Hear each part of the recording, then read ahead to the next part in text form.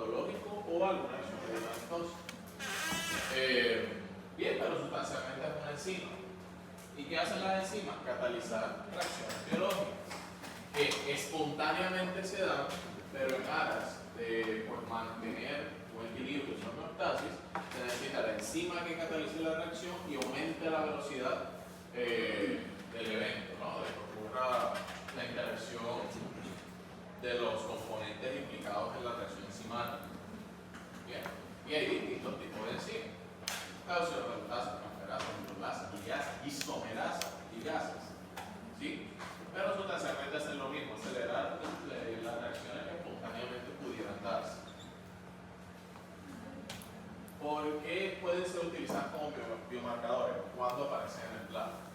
Ejemplo, para corazón, para infarto, una de las más utilizadas actualmente son las troponinas. Pero yo le mido las troponinas o orpina en este momento en plasma y van a aparecer troponinas. Sí. ¿Por qué aparecen en el plasma si ellas están intracelularmente? ¿Por qué?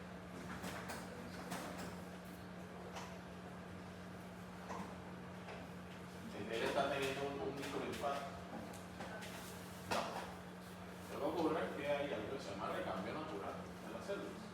Células naturalmente mueren todo el tiempo, las células no son inmortales. Si lo fuéramos un cáncer, fuéramos de eso. ¿Entiendes? Entonces, como no son inmortales, las células morirán. Entonces, ese recambio natural y normal de las células me puede estar llevando a una elevación de estas enzimas en el plasma. El problema es que cuando mueren en exceso o están dañadas en exceso, ese nivel de enzimático aumenta en el plasma, que es lo que está ocurriendo en la parte B de la imagen. En la parte A es normal, que las enzimas salen del plasma por su recambio natural normal, pero en la B miren que hay 3 células muertas de las 5 que hay ahí. Entonces empiezan a salir excesivamente esas enzimas y es cuando lo utilizamos como biomarcadores para indicar en este caso infartos, por ejemplo, o procesos que estén ocurriendo de patología. Bien. Recuerden que cuando hay muerte celular, falla la producción de ATP. Cuando hay una lesión celular, falla la producción de ATP, se altera la permeabilidad de la membrana porque la bomba sodio potasio ATPasa no funciona. Estamos atendiendo. La bomba sodio potasio ATPasa no funciona. Entonces, sustancias que están adentro salen al plasma o sustancias de afuera ingresan a la célula. Entonces, en este caso, las sustancias, las enzimas que normalmente están dentro de la célula salen al exterior.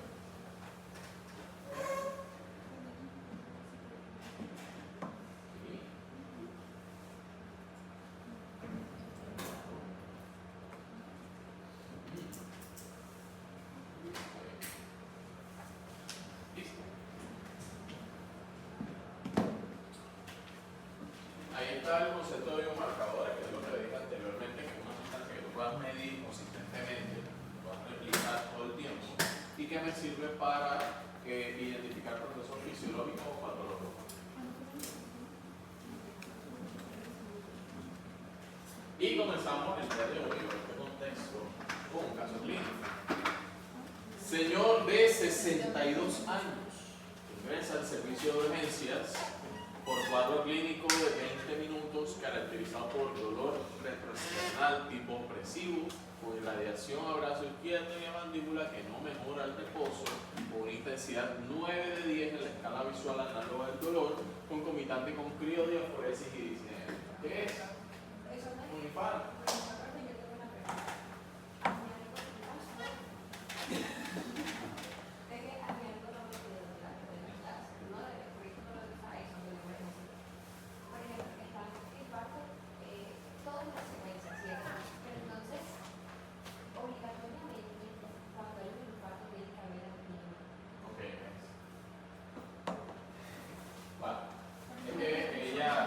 Cuando ella lo explica, que quede claro, pero a veces te da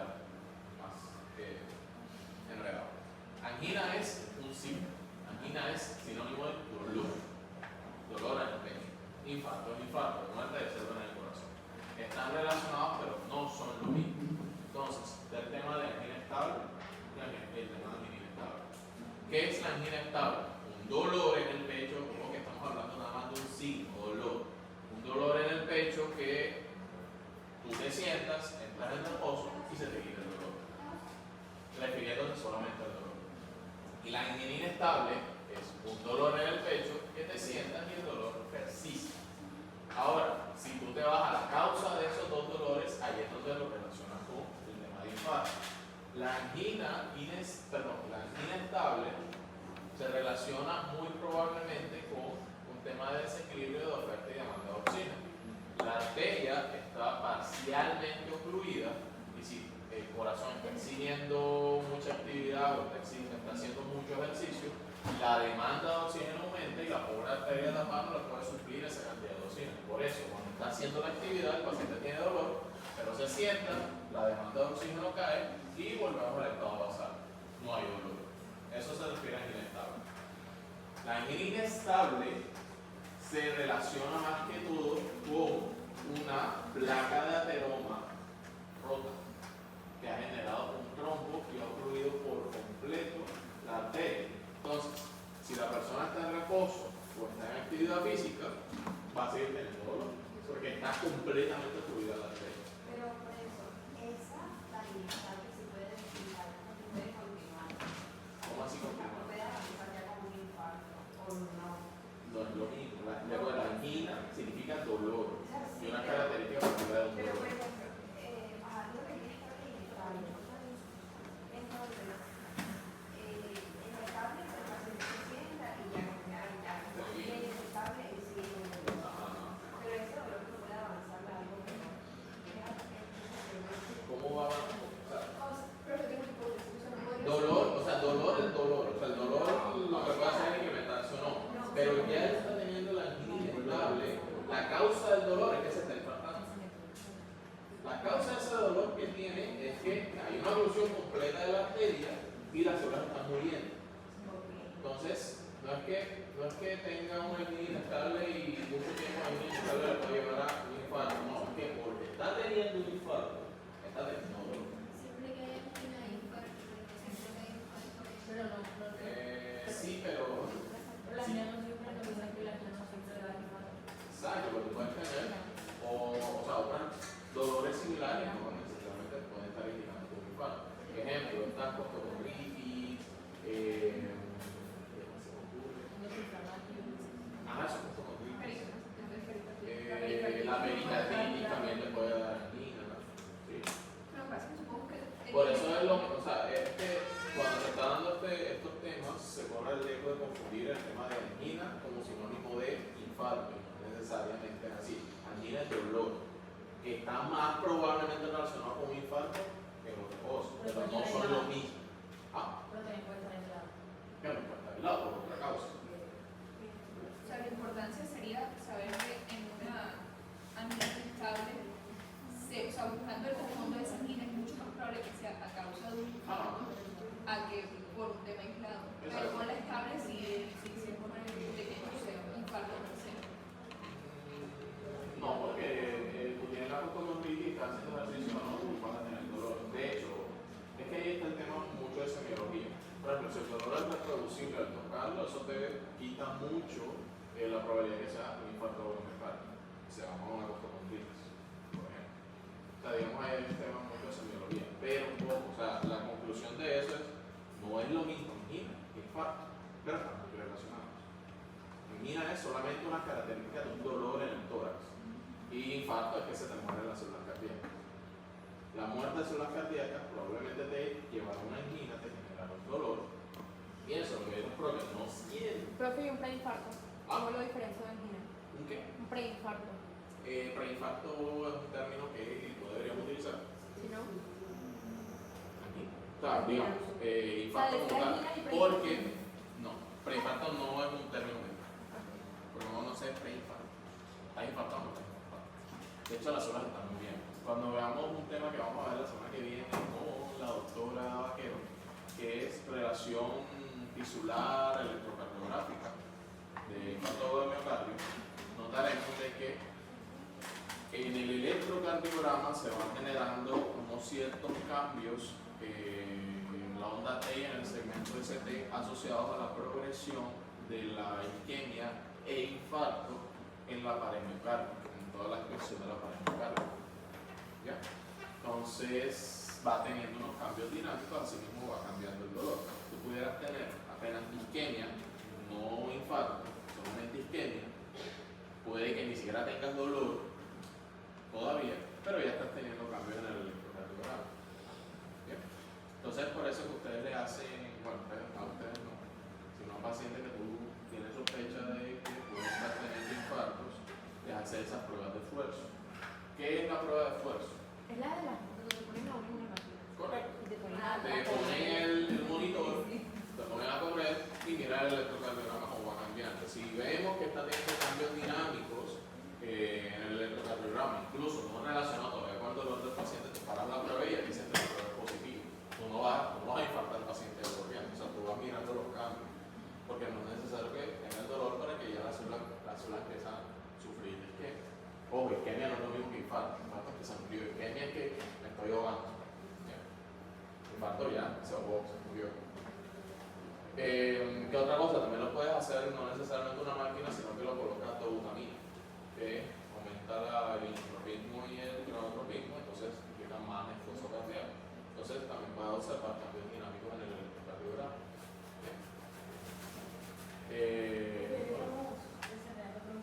Puede decirnos la diferencia entre infarto y el paro. Y el paro. El paro. ¿Paro de qué se paró? Pero Que puede ser por un infarto o por un arritmia. El paro cardíaco es que el corazón no está latiendo. A ver, tú vas a saber la causa. Puede ser porque tuvo. De ahí el término ritmos de paro. no fue una Actividad pregunta. eléctrica sin pulso, asistolia, taquicardia ventricular sin pulso y fibrilación ventricular. Esos son los cuatro ritmos de paro. Entonces, hay una actividad eléctrica, pero no hay latido como cáncer sin pulso. Eso es un paro cardíaco, el corazón no está latiendo. Esos ritmos se pueden desencadenar porque tuvo un infarto. Sí, pero no necesariamente la única causa de paro cardíaco va a ser un infarto. Los infartos, o sea, usted dijo que por el paro cardíaco se puede dar por un infarto o por unas arritmias. Sí. Pero si. Ahora, los infartos también pueden llevar a arritmia. De hecho, es lo más probable. Eso es lo que le iba a preguntar. La mayor causa de muerte de los pacientes que tuvieron un infarto de miocardio es por arritmia. Ya, eso era lo. Yo puedo preguntar ahora, pero con mucho de muerte. Si no viajan, no aprovechando la de la cocina. Entonces, si tienen alguna otra pregunta, pues. ¿Seguimos? ¿Continuamos? Bien. Entonces, esa es una clínica muy eficiente de que el paciente está teniendo un infarto. Y miren, otra cosa interesante es el tiempo, 20 minutos. Eso es muy indicativo de infarto. O sea, menos de media hora, un dolor torácico, menos de media hora, que aumenta la probabilidad de que sea infarto. También hay que mirar el resto de características. Examen físico. ¿Qué observan en el examen físico? Frecuencia cardíaca de 100. Tú dices, está normal, pero si tienes en cuenta que la persona está sentada, entonces está en el límite superior. Frecuencia respiratoria elevada, presión arterial elevada. Entonces vamos con, digamos, la palpación. Observas en el tórax que no hay dolor a la palpación, por lo tanto no es reproducible el dolor, que aumenta las probabilidades de que sea un infarto. Tienes aumento del frémito vocal. Negrete, ¿qué se te ocurre que es eso? Aumento del frémito vocal. Me suena como dolor a la bala, no sé. No, el dolor.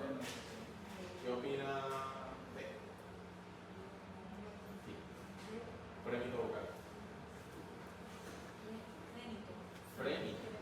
Dice en la tercera línea. Frémito.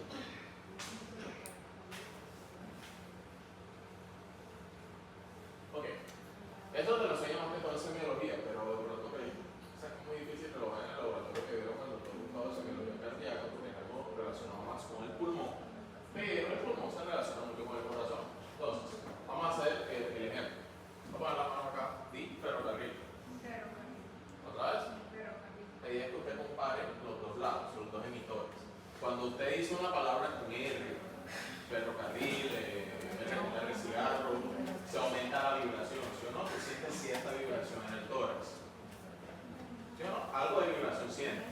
Cuando un paciente tiene ese frenito aumentado, siente esa vibración aún más aumentada de lo que debería. Eso, allá voy, eso te está indicando un proceso de consolidación pulmonar. ¿Y qué es un proceso de consolidación pulmonar? Neumonía, edema, derrame pleural. Entonces, lo que está ocurriendo es que por algún motivo las vibraciones de la voz, de las cuerdas vocales que se transmiten por el árbol bronquial, ahora se están transmitiendo más fácilmente hacia la pared torácica. Es decir, ya no es interfaz sólido, aire sólido, sino que por algún motivo va a ser sólido, líquido, sólido. Y los líquidos transmiten mejor las vibraciones que el aire. Si no, pregúntale a las ballenas, que se escuchan a miles de kilómetros. ¿Bien? En ese orden de ideas, aquí tenemos un proceso de consolidación. ¿Por qué? Asociado a un contexto de infarto, eso es lo que ocurre. Consolidación pulmonar. ¿Me puede repetir la pregunta? Porque el paciente tiene un proceso de consolidación pulmonar que lo aumenta el frenito vocal. Nada, ni idea. Seguimos para el examen físico. Vamos con la ocultación cardíaca. Taquicárdico, un soplo velochistórico en foco mitral con irradiación axilar. Parar. ¿Qué válvula está afectada? Ese soplo.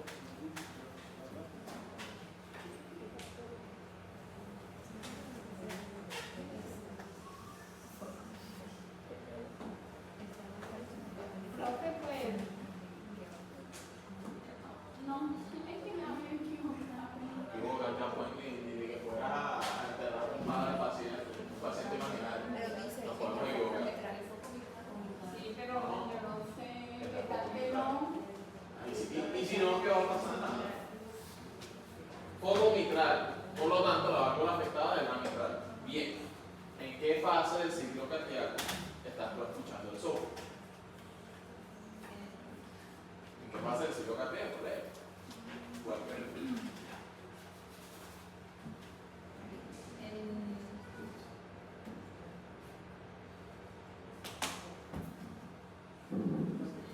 ¿Distancia? ¿Qué fase del ciclo cardíaco? Si es una mitral, no hay la sistema. Bueno, pudieras tú también escuchar un foco diastólico al foco mitral, pero es que ahí te está diciendo literalmente que es un soplo holosistólico. Entonces, la fase afectada es la sístole. ¿Es la qué? La sístole. La sístole.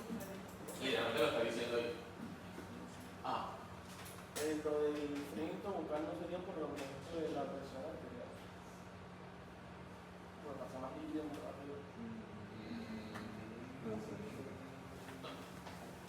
ya ven, ya vamos a ver. Claro, es una buena teoría. Una buena teoría.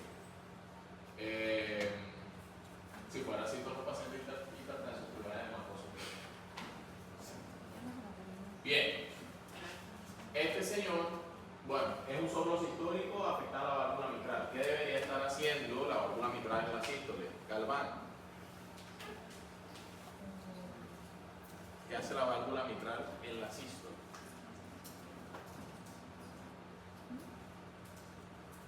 ¿Qué es lo único que pueden hacer las válvulas? Cardíaca.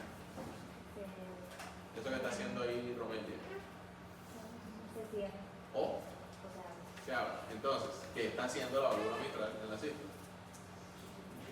se cierra. Está cerrada. Y si tú estás escuchando un soplo en ese foco donde estás escuchando la mitral, ¿sí? En una fase en la que esa válvula debería estar cerrada, significa que ahí está ocurriendo un flujo. Eso no debe de hacer. Entonces, si escuchas un flujo turbulento por una válvula que debería estar cerrada, entonces está abierta. Entonces, ¿cuál sería la alteración valvular en este caso? Estenosis o insuficiencia. Insuficiencia, no se cierra. Estenosis es cuando el orificio es muy pequeño y cuando lo abres, escuchas el sonido. Es una insuficiencia, no se cierra adecuadamente. Y por eso tú escuchas un flujo. ¿Correcto? Correcto. Correcto. Entonces, ¿aquí qué hicimos? ¿Cómo analizo un soplo? Sí, o sea, la ocultación, en el examen, la pregunta del examen, de hecho, se lo digo porque en el examen aquí en el ciclo básico salió una pregunta de eso. ¿Cómo analizas tú el soplo?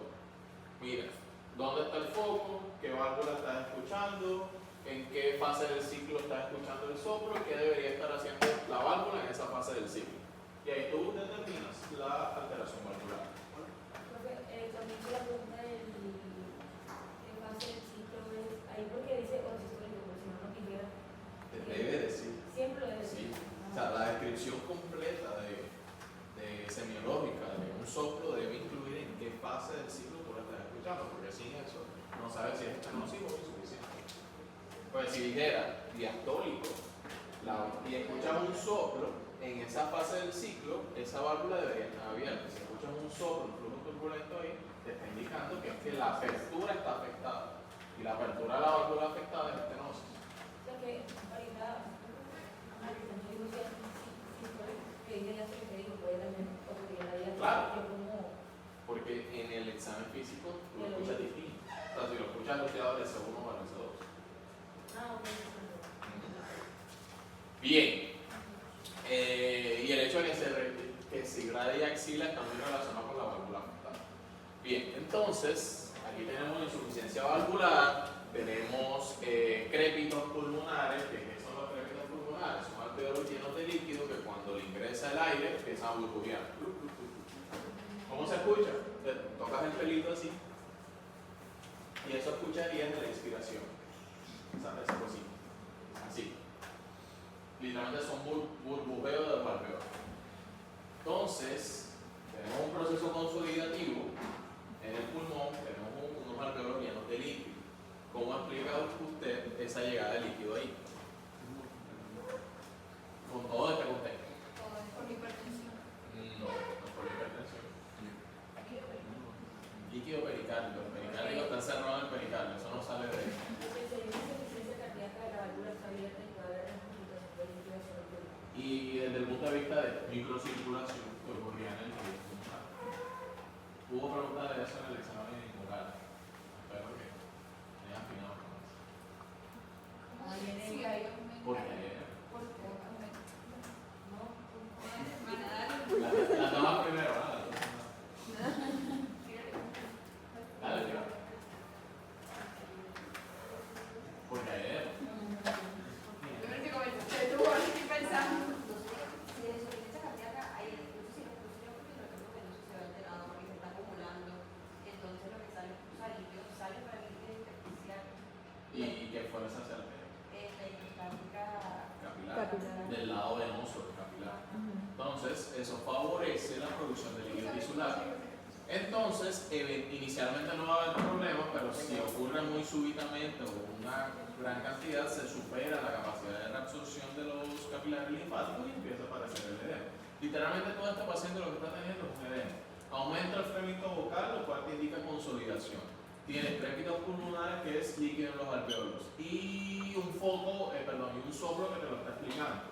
Entonces, el paciente te está gritando que ese infarto que tiene por una insuficiencia valvular.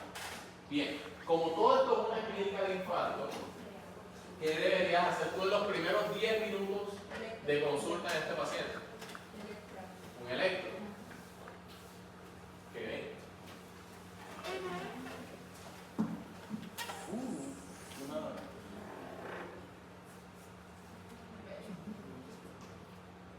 De pronto no han visto esa clase, pero por lo menos saben que no veo normal esto de aquí.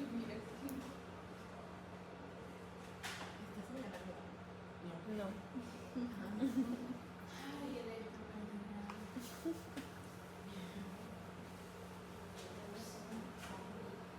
Y que inicie con la clase, pero no se cantidad que tenemos.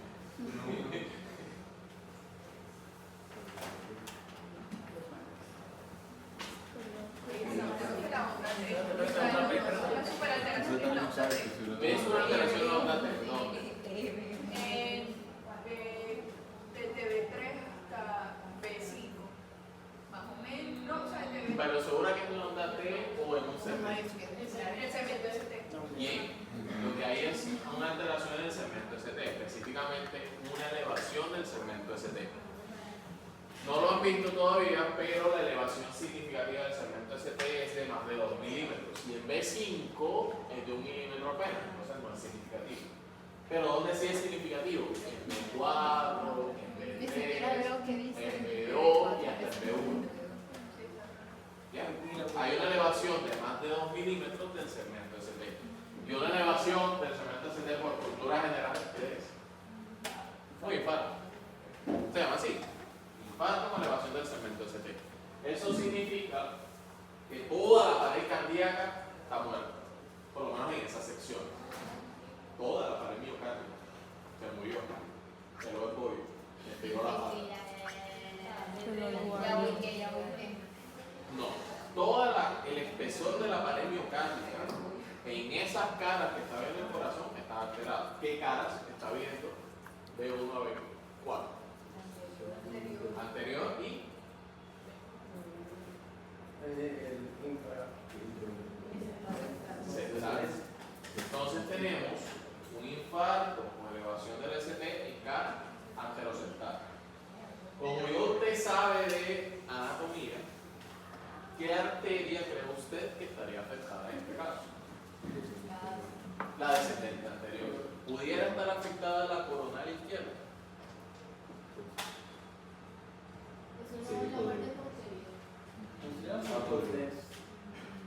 ¿Cómo? No sería la circunfleja más. La circunfleja.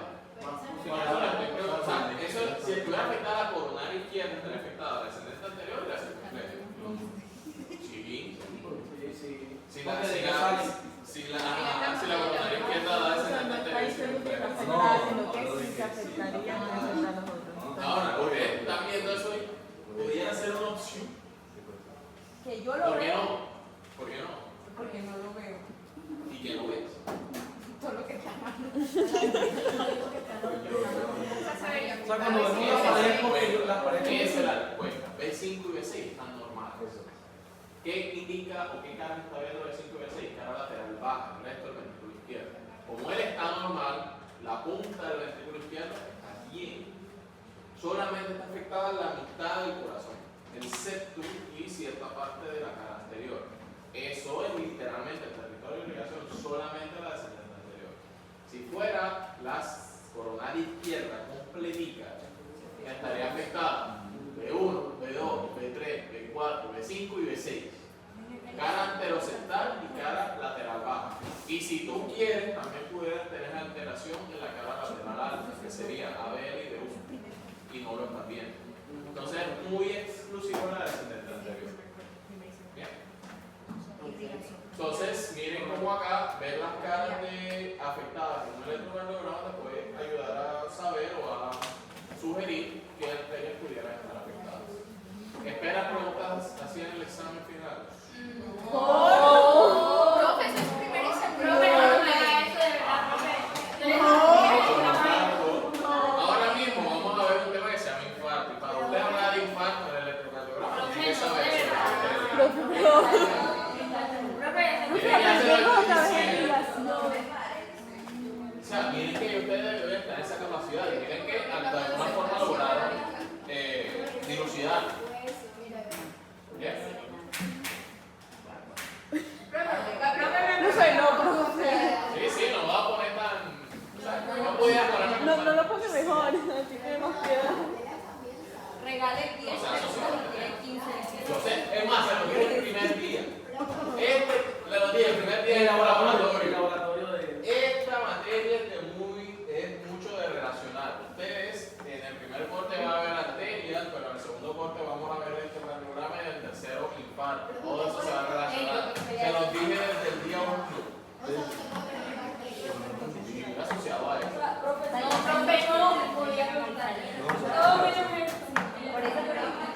La irrigación hay que memorizarla. Porque ustedes se suponen que saben los territorios de irrigación y las caras que están afectadas.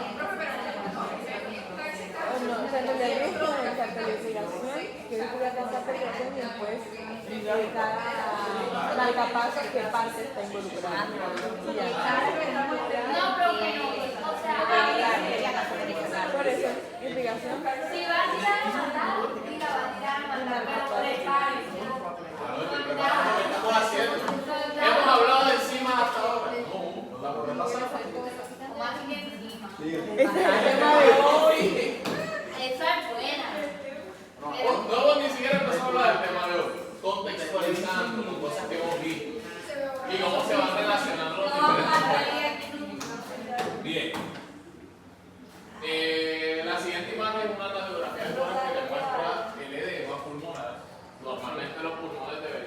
radiolúcido, es decir, todo negro, y miren cómo se ve blanquecino, opaco. Eso te está indicando que hay edema, hay algo ahí.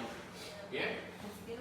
Entonces, para confirmar, usted le pues, hace el electrocardiograma, le hace la placa de tórax, pero además le pide examen de laboratorio. Y ahora sí inicia la clase. ¿Qué vamos a pedir en el laboratorio?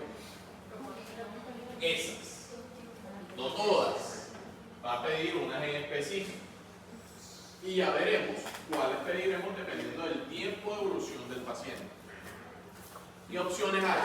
Hemoglobina, lactato deshidrogenasa, creatinquinasa NB, troponina y BNP y proBNP, que ya hablaremos al final de ese, en otro contexto. Básicamente es de troponina para arriba. Actualmente las que más se van a utilizar son la troponina y la creatinquinasa. Las otras dos son más debatibles, tienen sus usos todavía, sobre todo si no tienen disponible troponina. Bien, algo usted va a hacer rural. O sea, la probabilidad es baja, pero no puede ser.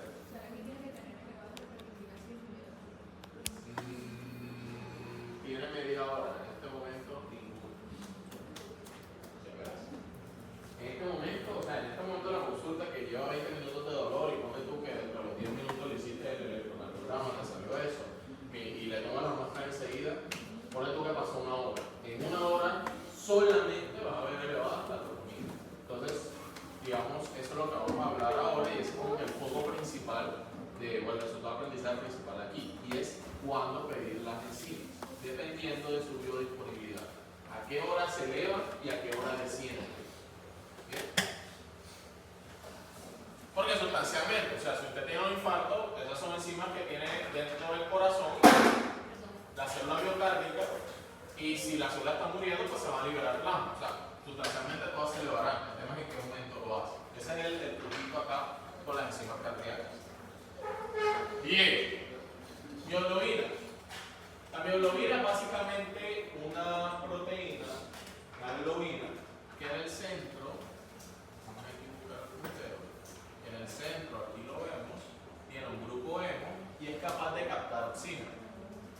Estará presente en aquellas fibras musculares estriadas que tengan gran cantidad de mitocondrias y necesitan una gran cantidad de oxígeno para poder hacer su acción. Asociadas a las fibras musculares esqueléticas serían las fibras rojas, ¿sí? Que funcionan con altas cantidades de oxígeno, esas son las fibras de los maratonistas, y en el corazón pues consistentemente está presente. Bien.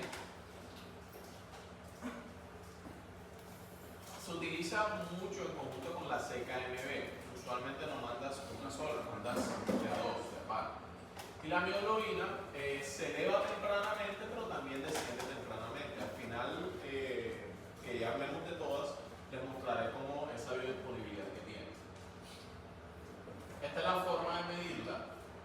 Básicamente se aplica este artefacto que es una pelotita de látex, es chiquitica, es diminuta, casi que se diluye, y esta estructura tiene asociado anticuerpos. Si la solución a la cual tú tires esas pelotitas tiene mioglobina en altas cantidades, lo que va a hacer es unirse al anticuerpo y estas se empiezan a aglutinar. Al aglutinarse, cambia la turbidez de la solución, lo cual afecta la absorbancia, y eso es lo que es captado por el receptor. Y así puedes determinar la concentración de mioglobina en la solución que les estés colocando. En este caso sería la muestra del paciente. El método es muy similar. ¿Se acuerdan hace muchos años en Fundamentos cuando tuvieron un laboratorio con la doctora Marisabel de medición de glucosa? Que lo venía en un aparatico que emitía un rayo de luz y al final tenía un receptor que dependiendo de la turbidez del frasquito, del pocito donde tú colocaras la solución, te daba la concentración de glucosa. Bueno, algo similar ocurre aquí, pero utiliza una reacción inmunológica para cambiar la turbidez de la solución. Si no tiene mioglobina o no tiene mucha mioglobina en la solución, hay poca aglutinación y la absorbancia es distinta cuando hay demasiada aglutinación. La siguiente es la lactato deshidrogenasa. Esta es como la más viejita y que la puedes usar pero actualmente no se usa mucho. ¿Cuál es el problema con ella? Es muy inespecífico. Porque como tiene 5 isoformas, ella está en muchos tejidos. Y tú te pones a pensar, ¿dónde hay lactato deshidrogenasa? Literalmente en todas las células del cuerpo. Porque cataliza la reacción de piruvato a lactato. Hay 5 isoformas. El corazón tiene elevadas la isoforma 1 y la isoforma 2. Pero si tú te das cuenta, aún la 1 y la 2 aparece en otros órganos, como por ejemplo el riñón, eritrocitos y cerebro. Entonces yo te pongo un ejemplo. O sea, ya con este ejemplo tú vas a decir, o sea, vas a ver las falencias de esta enzima con todavía no. Imagina un paciente con anemia de células falciformes. ¿Cuál es la manifestación clínica aguda del paciente con anemia de células falciformes? Crisis vasooclusiva, ¿sí o no? ¿Ya lo vieron ahí? Ok, crisis vasooclusiva. Que puede ocurrir desde muy temprana edad. ¿Dónde ocurre esa crisis vasooclusiva? En cualquier lado literalmente. Y en cualquier lado puede incluir el corazón. Entonces, si usted tiene una crisis vasooclusiva en el corazón, literalmente tiene un infarto. Vas a tener elevación de la lactocitogenasa. Pero, como los eritrocitos también se están rompiendo, están liberando la lactocitogenasa. Entonces, esa tirilla que a ti te llegue con elevación de la lactocitogenasa te puede estar indicando solamente la hemólisis que está teniendo generalizada, o te puede estar indicando el infarto del miocardio, o incluso por medio de la lactocitogenasa 2 te puede estar indicando más severo y tú no sabes cuál de los tres es. O sea, es muy inespecífica, el problema es que está en muchos tejidos. Y digamos que puede generar falsos negativos o falsos positivos. Te pongo otro problema. La lactato deshidrogenasa se eleva tardíamente. Se eleva a las 8 horas. Entonces imagínate, el paciente es infartado, ya le hiciste todo lo que le tenías que hacer y apenas es que se va a elevar la lactato deshidrogenasa. Ese es otro problema que tiene. Entonces, por eso se usa, o cuando la usas, tienes que usarla necesariamente como otra enzima, otro biomarcador, que sería probablemente la creatinquinasa, que es un poco más agudo. ¿Bien? ¿Pregunta? Bien. Esto es más de lo mismo. Miren que la reacción que cataliza convierte el piruvato en lactato, pero produce o utiliza equivalentes de reducción.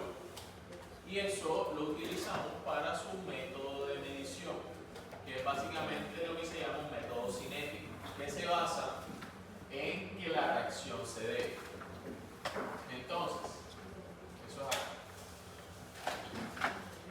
Si yo produzco mucho este equivalente de reducción,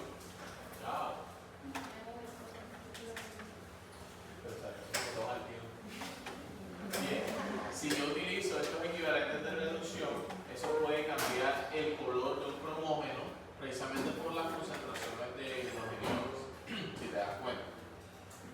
Y entonces, si esta reacción se da mucho o poco, va a alterar específicamente la concentración de equivalentes de reducción. Y si hay un cromógeno que reacciona con esos equivalentes de reducción, va a cambiar el color de la solución. Entonces, miren, si hay mucha actividad enzimática, es decir, hay mucha lactato deshidrogenasa en el plasma, aumenta la velocidad de la reacción, hay más cambio de cromógeno y eso te aumenta la absorbancia. Y si hay poco, pues hay poca absorbancia. Hay poco cambio de color y poca absorbancia. Entonces, eso es un método que te puede ayudar a saber las concentraciones de lactato deshidrogenasa dependiendo de la velocidad a la que se esté dando la reacción. Porque te está indicando básicamente la concentración de la enzima que está aumentando la velocidad de la reacción. Esta gráfica es muy chévere porque te muestra las 5 isoformas de la lactato deshidrogenasa y los diferentes tejidos que lo expresan y la cantidad de, digamos, de enzima por cada tejido. Entonces mira que el miocardio lo que más tiene elevado es la isoforma 1 y 2, pero también está elevado en los eritrocitos y también está elevado en el riñón. ¿Ya? Entonces te puedes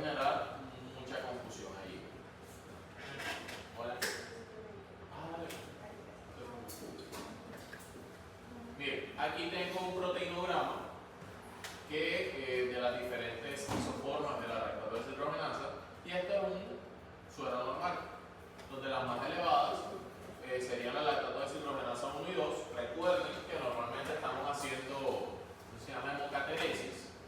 El vaso está constantemente recambiando eritrocitos, por lo tanto tiene sentido de que la lactato deshidrogenasa 2 sea la más elevada, porque es la que está en los eritrocitos. Entonces, en un infarto de miocardio se aumenta drásticamente el isoforma 1 y 2, dejando de lado el resto de isoformas. Mirad qué diferencia en la hepatitis aguda, cómo se eleva a la 5, miren que esta es la 5, asociado al hígado. Mira acá el hígado dónde está. El hígado prácticamente solamente expresa la 5. Pero ahora te pongo otro ejemplo que te puede dañar todo esto. Cuando un paciente tiene una falla cardíaca derecha, ¿sí?, la manifestación clínica de una falla cardíaca derecha es edema generalizado en el cuerpo. Edema que está ocurriendo ¿dónde? ¿O que puede ocurrir dónde? Hígado, por ejemplo. ¿Bien? Entonces, imagínate este contexto.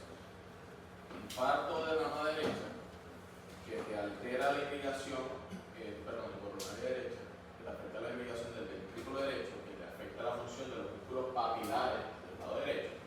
Por lo tanto, va a generar una insuficiencia tricupídica. ¿Qué ocurre cuando hay insuficiencia tricupídica? Regurgitación de sangre desde el ventrículo hacia el atrio derecho y del atrio derecho para atrás.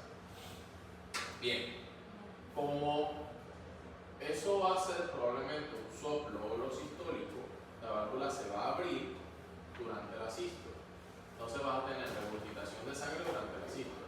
Entonces ahí va a ocurrir ciertos signos. La yugular empieza a latir. ¿Por qué? No es eso, es la destaponamiento. Es algo similar, pero, o sea, tiene un mismo trasfondo, pero es distinto. Porque acá, cada vez que hay sístole, se regresa un poquito de sangre. Es decir, está aumentando la presión venosa al ritmo de una sístole. Entonces aumenta la presión venosa al ritmo de una sístole. Tic, tic, tic, tic. Como tú estás teniendo aumento de la presión hidrostática de forma retrógrada, uno de los órganos principalmente afectados por la vena cava inferior es el hígado, por toda su irrigación especial. Entonces el hígado aumenta de tamaño. Si el hígado aumenta de tamaño, empieza a tener cierto grado de inflamación, empieza a tener cierta hepatitis.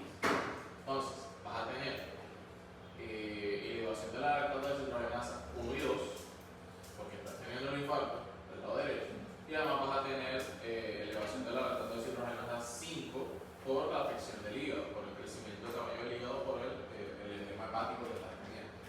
¿Ya? Entonces, digamos, ese es el problema, muy inespecífico, está en muchos órganos. ¿Ok? No es una condición, básicamente te va a generar signos, como el reflujo hepatoyugular. Entonces el hígado aumenta de tamaño, tu presión al hígado y se te infla la yugular. Ese signo se me olvida el nombre porque no es el de Correa, porque el de Correa es con la insuficiencia aórtica, pues se me olvida el de la yugular. Ese signo se olvida, como son signos que tienen el nombre de la persona que los descubre. Es un palpitación yugular, o sea, es una palpitación yugular lo que están teniendo, ya asociado a insuficiencia tricupídica. Ya, pero se me olvida el nombre del signo. Y no es el de Correa, porque el de Correa es insuficiencia aórtica, que también tiene su explicación. ¿Okay? Lo otro sí se llama así, reflujo hepatoyugular. Presionas el hígado, aumentado de tamaño y se te infla la yugular. Eso lo hablamos. Vamos con la creatinquinasa. La señora creatinquinasa ya es un poquito más específica, porque ¿qué órganos necesitan gran cantidad de creatinquinasa? Músculos, no, son músculos criados específicamente, e incluso el cerebro. Entonces ya disminuye la cantidad de órganos que van a tener esta enzima. ¿Para qué la usa? Ahí está. El ATP es una molécula gigante. Se escribe chiquito, pero la molécula en sí es enorme. Si usted la busca, es enorme, gigante. ¿Sí? Una adenosina con 3 grupos fosfatos difícil, lo difunde lentamente. Comparado con la creatina, que se escribe más larga, pero la molécula en sí es más pequeña. Entonces, esa creatina, esa molécula pequeñita, lo que va a hacer es aumentar la eficiencia del transporte de ese fosfato de alta energía hasta el lugar donde se va a utilizar. Eso es lo que te está mostrando la gráfica. Y esa es la razón de ser de la creatina fosfato. Sí, entonces básicamente están músculos estriados, como el cardíaco y el esquelético y en el cerebro. Hola. Sí, es eso. Mira. El corazón tiene su propia isoforma, creatina quinasa NB. Pero el cerebro tiene también su propia isoforma, la cerebral o la B2. Y la muscular esquelética tiene también su propia isoforma, que es la M2. Bien. Entonces eso aumenta aún más esa especificidad. ¿Okay?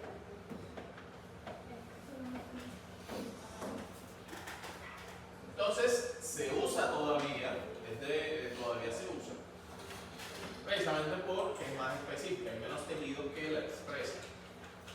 Y el mecanismo de medición es nuevamente por cinética, es decir, por la acción de la enzima como tal, la presencia de la creatina. ¿Bien?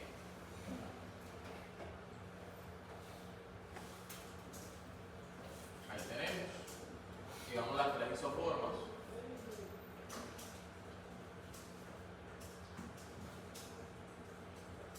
Entonces, mire, cuando hay daño muscular, estriado esquelético, puede causar cierto ruido de fondo, pues asociado a también elevación de la creatina quinasa muscular, pero digamos hay más especificidad porque tiene su propia isoforma, el corazón. Bien, y se usa actualmente, o sea, digamos es muy buena para el diagnóstico de infarto. De hecho, era tan buena que era la principal usada hasta que llegaron las siguientes, que son las troponinas. Les pregunto, ¿dónde hay troponinas? Y no en cualquier músculo, solamente en el estriado. Entonces, esta enzima o estas enzimas solamente van a estar en dos tejidos: un músculo estriado esquelético y un músculo estriado cardíaco. Ya, eso te aumenta muchísimo la especificidad. La que se mide específicamente son las subunidades T y la I. Recuerden que las troponinas son un complejo de 3 subunidades: la troponina I, la troponina T y la troponina C. La I de inhibidora, que inhibe el sitio de unión de la actina con la miosina. La T, que está ligada a la tropomiosina. Y la C, que se une al calcio para activar todo el sistema. La que es, ¿hola? ¿Cuál era la que se revisaban? La T y la I. La T y la I son los biomarcadores, la C no. Entonces miren, estos son sus niveles normales. De troponina I menos de 0,35 nanogramos por mililitro y de T menos de 0,2 nanogramos por mililitro. Es muy específica para infarto, se eleva muy tempranamente y permanece elevada mucho tiempo, incluso 2 semanas después. Entonces, en la creatina el tiempo de si usted está tomando fotos de la diapositiva, si tuviera que tomarle una sola foto a toda la clase sería esa. ¿Por qué? Porque te dice en qué momento se va a iniciar su elevación, cuándo es medible el biomarcador y cuándo va. Entonces, miren, las troponinas son muy buenas. Ya tomé su foto. ¿Listo?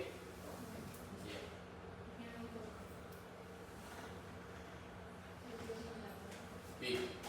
Las troponinas son excelentes, son muy buenas porque te ayuda a saber que el paciente tuvo un infarto tempranamente. Mira, elevación temprana de 2 horas. E inclusive hay una troponina de alta especificidad que es medible a la hora del infarto. Claramente se no lo vas a tener en el Paso Las Flores, ¿cierto? Lo vas a tener en un hospital de 4º nivel. Entonces tengan en cuenta eso. O sea, no lo van a tener en la vereda, por allá, donde va usted a hacer rural. No, probablemente no, por eso tiene que echar mano de las que hay, que son estas de aquí abajo. Bien. Pero si usted tiene la posibilidad de pedir troponinas, pida troponinas, que se elevan muy tempranamente y permanecen elevadas hasta 2 semanas después. Entonces, esto es muy bueno, ya te pongo un contexto en el cual esto es bueno, esos días de elevación. La MB es relativamente temprano, la creatinquinasa MB, miren, se eleva de 4 a 6 horas, es relativamente temprano su elevación y permanece elevada hasta 48 horas después del evento, a 2 días después. Digamos, es como intermedio. La lactato deshidrogenasa es malísima para el diagnóstico temprano porque se eleva a las 10 horas, pero para un diagnóstico más tardío te puede servir un poco más porque permanece elevado hasta la semana. Bien. Y la mioglobina, esto es un fosforito. La mioglobina se eleva muy tempranamente, casi al nivel de las troponinas, pero decae rápidamente a las 24 horas. Entonces, dependiendo de lo que usted tenga en el centro, donde usted esté trabajando, usted puede jugar con estas opciones asociadas al diagnóstico de infarto. Te pongo un ejemplo. Hay pacientes que incluso después del infarto se pueden beneficiar de una terapia de reperfusión. O estos pacientes que están haciendo anginas estables. Y ojo, reitero lo que dijo Viena por ahí, no sé si está. Como el concepto de preinfarto no existe, o de infartaste, no de infartaste. Entonces, imagínense que el paciente tuvo voy a usar entre comillas, un preinfarto. No es que tuvo un infarto, eso fue una angina estable. Eso pudo haber llevado a tu muerte de células. Entonces, ¿qué va a ocurrir en este caso? No, lo que pasa es que yo, ayer, ese paciente dejaba, hombre, esperas a que la enfermedad te mate o se le quite solo, pero nunca vas a ver. Parece chiste, pero en realidad. No es que me dio un dolor en el pecho ayer. Entonces yo vengo hoy ya más calmado para que me revisen. Tú dices, ¿ya para qué? Pero no, hay formas. Tú tienes la sospecha, tienes alta sospecha de que es un infarto, porque es obeso, es diabético, es hipertenso, mala adherencia al tratamiento, le pregunta la semiología del dolor y todo te coincide con un infarto, pero le hacen el electrocardiograma y te sale normal. ¿Qué puede ocurrir ahí? Tú pides enzimas cardíacas. ¿Pedirías troponinas? Es el día siguiente. ¿Pedirías troponinas? ¿Estarían elevadas si el paciente tuvo un infarto? Sí, troponinas es una buena opción. ¿Pedirías mioglobina? No, mira que decae a las 24 horas. No me sirve la mioglobina. ¿Pero te puede servir la lactato deshidrogenasa o la creatinquinasa? Sí. Entonces tú pudieras pedir troponina con creatinquinasa, o si no tienes la troponina, si no estás en un centro de cuarto nivel o tercer nivel, puedes pedir perfectamente una creatinquinasa y una lactato deshidrogenasa. Bien, por ese periodo, por esa ventana, todavía está elevada. Ahora, Las anginas pueden ser causadas por... ¿la qué? Las anginas pueden ser causadas por dolor de base. Pues eso no te genera dolor. No debería. Causaría eventualmente un paro cardíaco y todo eso, pero angina no. Te mata, pero angina no. ¿Qué otro caso te pongo? Imagínate un paciente indígena que está en la fundación del Dr. Rip y tiene que bajar de la sierra porque le dio un infarto hasta el centro médico donde lo van a atender. ¿Cuánto demoró para bajar? No sé, pongamos exageradísimo, una semana. Este paciente no se podría beneficiar de una terapia de reperfusión, ya sea bypass cardíaco o de pronto no ya ¿cómo se llama? El stent, de pronto no.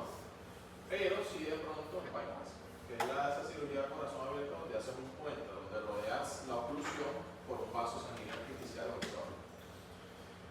¿Qué vas a ver en ese electrocardiograma? Definitivamente se infartó. ¿Qué vas a ver en el electrocardiograma? ¿Vas a ver elevación del segmento ST a la semana? Probablemente no. Ya se habrá normalizado el segmento ST porque literalmente ya no hay células vivas ahí. Y ahí es un espacio fibroso. Gracias a esa fibrosis lo que vas a ver es una onda Q prominente. ¿Qué es una onda Q? Una onda Q que mide más de un cuarto de la onda de Q y es muy ancha. Entonces, esa onda Q en el QRS lo que está indicando es que el impulso eléctrico no está pasando por ahí a través de esa zona muerta, sino que la está rodeando.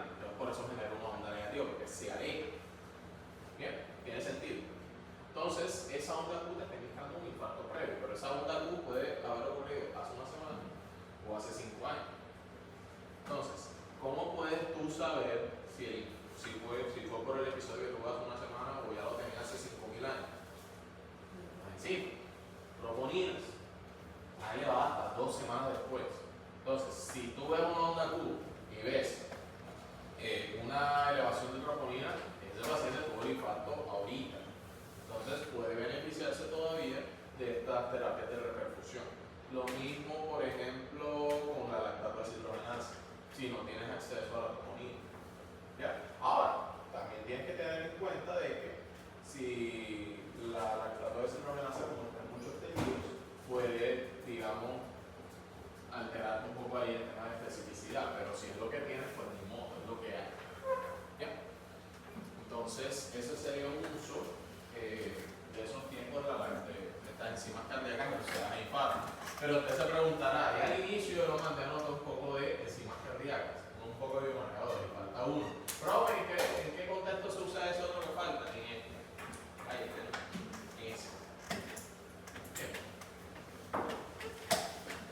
70 años, un cuadro de 2 días de evolución progresivo, no fue súbito, 2 días para empeorar tanto que lo mandó por urgencia. ¿Con qué? ¿Qué sintomatología? Una disnea. ¿Bien?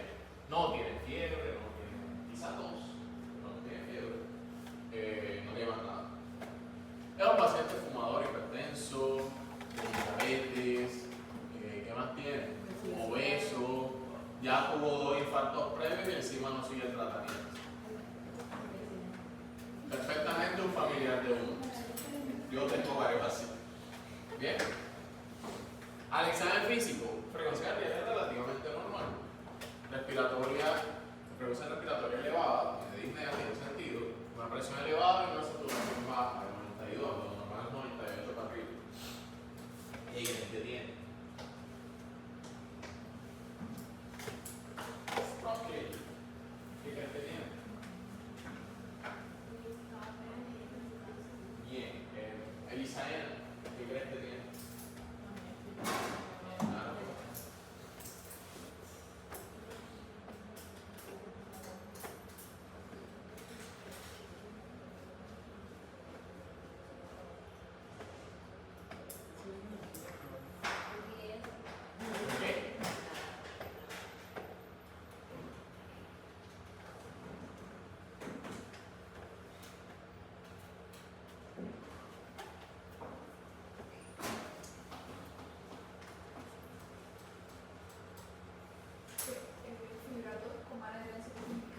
Que no se está tomando los fibratos. Los fibratos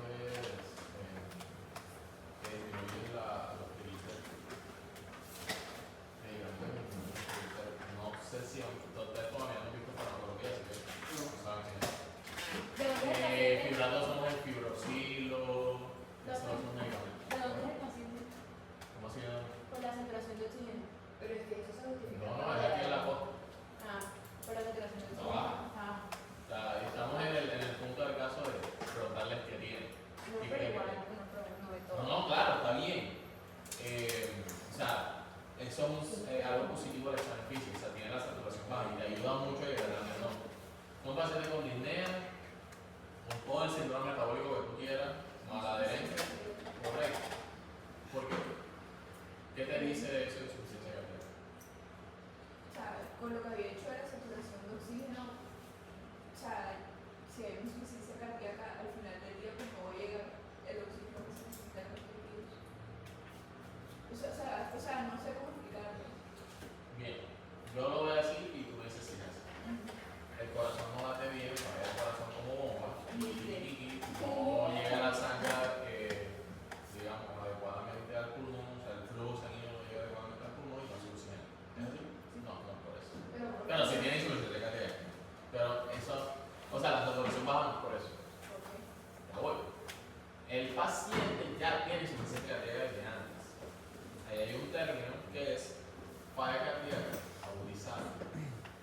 Entonces, ahora se me olvida el nombre de esa escala, Dios mío, cada día se me olvida más clínica. Hay una escala, si quieren la buscan y enseguida salimos de duda cómo se llama esa escala. Escala de agudizaciones de falla cardíaca. No es framina, es algo así, ¿De? agudizaciones de falla cardíaca. No. Es un cuadrito que tiene 4 de Stevenson, la escala de Stevenson. Bien. La escala de ese señor te clasifica la falla cardíaca aguda o agudizaciones en 4 pacientes, dependiendo de si tiene edema o no tiene edema y si tiene buena perfusión o no tiene buena perfusión. Lo más frecuente es un paciente Stevenson B. Ese es un paciente Stevenson B, que tiene buena perfusión pero tiene edema. ¿Edema dónde? En el pulmón. Entonces, tiene disnea, mira que progresivamente se le fue acumulando líquido en los pulmones, generando esa disnea, tiene 2 días de evolución con eso, tiene una frecuencia respiratoria elevada, por eso mientras lo estaba leyendo dije, de pronto tenga tos, porque sí, es probable que tenga tos. Si tú lo ocultas, le vas a escuchar, ¿cómo es? Tiene edema pulmonar, lo mismo que el Dorín. Tiene créditos, exacto.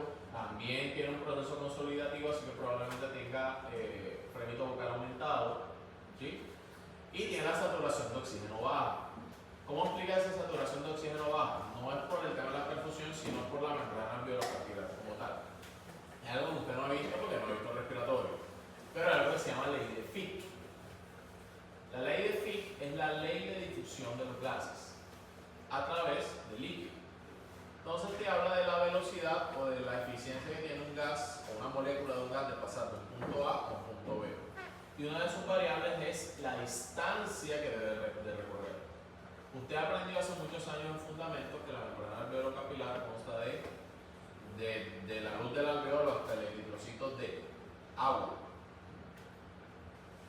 el neumocito tipo 1, membrana basal, tejido conectivo, membrana basal del capilar y endotelio. Esa es la membrana alveolo-capilar. Entonces, si usted aumenta la cantidad de líquido porque tiene edema, la primera capa, que es ese agua, está enorme. La distancia que debe recorrer el gas aumenta, por lo tanto su difusión disminuye. O sí, su velocidad de difusión disminuye, por lo tanto los eritrocitos no se oxigenan adecuadamente. Esa es la razón de la baja saturación de oxígeno. ¿Ya? Una falla en la difusión de los gases. Eso mismo ocurrirá cuando el paciente tiene POC, etcétera, etcétera. Perfusión. Perfusión. Y, o sea, caliente, te habla de perfusión, de que la enfermedad está caliente. Y húmedo es si tiene edema, ¿no? Húmedo o seco. ¿Bien?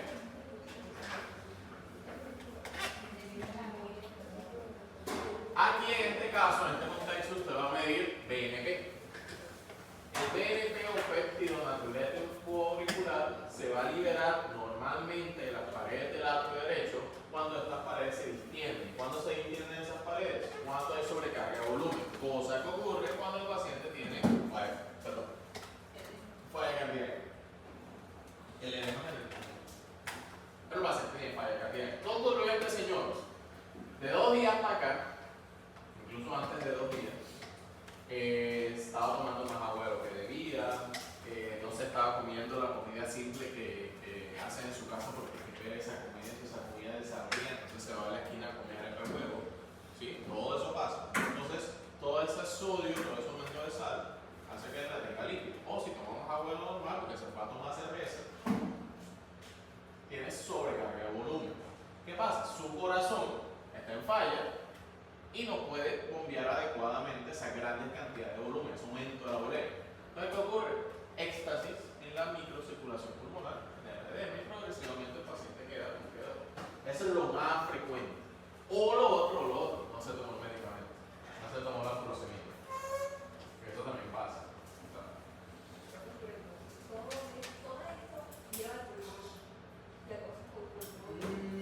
Depende. La manifestación clínica aguda de una falla cardíaca izquierda es edema pulmonar. La manifestación clínica de una falla cardíaca derecha es edema generalizado en miembros inferiores. Entonces, sí, porque tienes aumento de la presión introstática por forma retrógrada. Entonces, si es del izquierdo, se va para el pulmón, y si es del derecho, se va para la vena cava y de ahí para todo el cuerpo. ¿Ya? Entonces, como desde ese punto de vista. Ahora, la principal causa de falla cardíaca derecha es una falla cardíaca izquierda. Entonces, sí, aumenta, o sea, si se altera la microcirculación pulmonar, entonces implica que el ventrículo derecho tiene que hacer más esfuerzo para bombear la sangre hacia el pulmón, entonces progresivamente también se empieza a afectar el ventrículo derecho. Entonces todo eso es una secuencia de eventos desafortunados. Bien, este señor se va a elevar en contexto de falla cardíaca cuando hay sobrecarga de volumen. Esos son sus valores normales. Y de hecho en esta otra diapositiva están los valores normales de todo. El profe les va a preguntar eso de memoria, ¿no? Porque usted en la clínica va a pedir, una protonina de señor Ortiz, le llega la tirilla, tanto, valor de referencia, tanto. Entonces, eso no es algo, pienso yo, que no debe aprenderse de memoria, sino el contexto, o sea, el tema es cuándo pedirlos, en temas de tiempo, o sea, la biodisponibilidad de esas enzimas, no te sale en la tirilla, eso es lo que debes saber. ¿Bien? Entonces, eso sería todo. Esa es la bibliografía